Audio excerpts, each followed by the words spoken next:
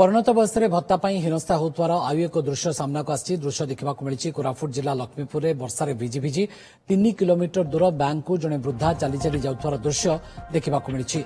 ए होचंती गौड़गुड़ा गांव सीतादामी बयस आसी पहुंचलानी 65 वर्ष निज गांव बैंक को जाई बार्धक्य भत्ता आणती एभली भाव में केवल आज नुहे प्रत्येक थर भत्ता बैंक को जाती से तेज दुर्भाग्यर कथा होची जे से 3 किलोमीटर जाए एभली चली चली जाउथले मध्य तांको भत्ता मिलुनथवारु से निराश होई घर को फेरिथिबार कहा जाउछि।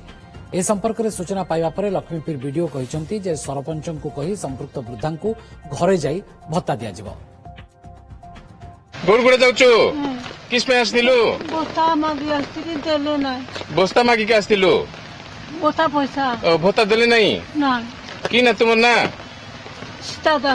सीतादामी भत्ता देले नाही ना केंती आस्तिलो?